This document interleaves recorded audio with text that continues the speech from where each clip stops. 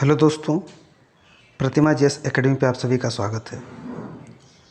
दोस्तों, आज का प्रश्न है, भारत की पश्चिम की ओर देखो नीति की संभावनाओं एवं चुनौतियों का आकलन कीजिए।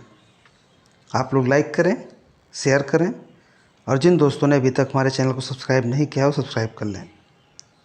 दोस्तों, यहाँ पे कह रहा है कि भारत की पश्चिम की ओर देखो नीति। देखिए, जैसे लुक ईस्ट पॉलिसी है, पूर्व की ओर देखो नीति, उसके बाद में उसी को परिवर्तित करके 2015 में मोदी जी ने एक्ट ईस्ट नीति के रूप में कर दिया था। उसी तरह से पश्चिम की ओर देखो नीति की संभावनाओं को भी समझा जा सकता है। जिस प्रकार भारत ने दक्षिण पूर्व एशियाई देशों के साथ सहयोग संवर्धन हेतु पूर्व की ओर देखो नीति अपनाई है, उसी प्रकार भारत के पश्चिम में पश्चिम एशियाई देशों के साथ संबंधों की प्रगाढ़ता के लिए पश्चिम की ओर देखो नीति अपनाई गई है।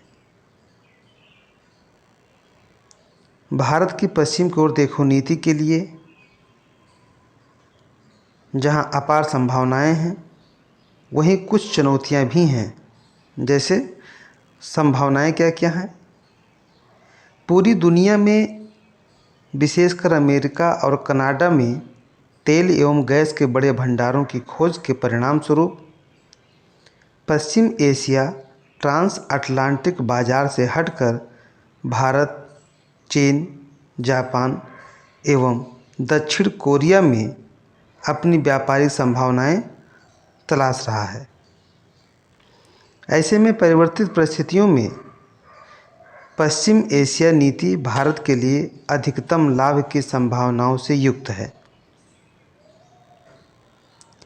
अरब वसंत आंदोलन, मिस्र के जन आंदोलन एवं इराक तथा सीरिया की घटनाओं के कारण पश्चिम एशिया में अमेरिकी हित गिरावट की ओर है। खाड़ी देशों में भारत की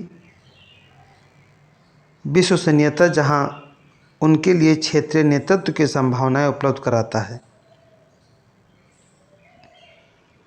भारतीय मूल के लोगों की भारी उपस्थिति, बॉलीवुड, भारतीय खान पान की लोकप्रियता आदि भी भारत के लिए इस क्षेत्र में मजबूत खिलाड़ी के रूप में उभरने की संभावनाओं को मजबूत बनाती है।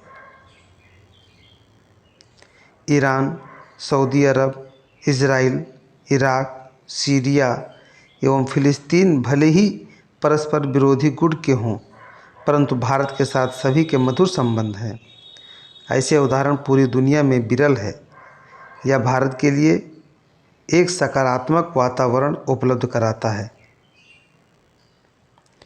पश्चिम एशिया के देशों के साथ संबंधों की प्रगाढ़ता आतंकवाद के विरुद्ध प्रभावी गठबंधन की संभावना प्रस्तुत करता है। इससे पाकिस्तान प्रायोजित आतंकवाद से लड़ने में भी मदद मिलती है। बहुलतावाद एवं बहुसंस्कृतिवाद की संस्कृति भारतीय संविधान के मूल में है। भारत अपनी पंथनिरपेक्षता की नीति का उपयोग कर पश्चिम एशिया की जटिल सांस्कृतिक संरचनाओं से उद्भूत मुस्लिम, यहूदी, शिया सुन्नी, फिलिस्तीन, इजराइल, सऊदी अरब, कुवैत इत्यादि विवादों के समाधान में कूटनीतिक रूप से सफल हो सकता है। जिस प्रकार दक्षिण पूर्व एशिया के चीन के सांस्कृतिक प्रभाव क्षेत्र में है, जिस प्रकार दक्षिण पूर्व एशिया चीन के सांस्कृतिक प्रभाव क्षेत्र में है, उसी प्रकार पश्चिमी एशिया भारत के सांस्कृतिक प्रभाव क्षेत्र में है। चुनौतियाँ क्या क्या हैं? संभावनाएं तो ठीक है, बहुत हैं। तो जहाँ संभावनाएं होती हैं वहाँ चुनौतियाँ भी होती हैं। तो चुनौतियाँ क्या हैं? दक्षिण पूर्व एशिया में भारतीय सहयोग संवर्धन के लिए आसियान एक मंच के रूप में मौजूद है, किंतु पश्चिम एशिया में ऐसे संगठन का अभाव संबंधों के विस्तार के लिए एक चुनौती उपस्थित करता है। पश्चिम एशिया में इस्लामिक देशों की बहुलता के कारण पाकिस्तान एक प्रतिद्वंदी के रूप में उपस्थित है। भारत में वैचारिक, राजनैतिक एवं धार्मिक मत भिन्नता पश्चिम एशिया के लिए भारतीय नीति को जटिल बनाते हैं। ISIS की हिंसक गतिविधियों के कारण यह क्षेत्र अस्थिर है। सुन्नी अरब एवं शिया ईरान के बीच बढ़ती प्रतिद्वंदिता एक प्रमुख चुनौती है। इजराइल एवं शेष पश्चिम एशिया के बीच ऐतिहासिक वैमनस्य इस क्षेत्र के लिए बनाई जाने वाली किसी नीति की एक बड़ी चुनौती है। यानी हिंद महासागर में चीनी गतिविधियों का प्रसार तथा पश्चिम एशिया में मामलों में चीन की बढ़ती रुचि भारत के लिए चुनौती के रूप में उभरी है।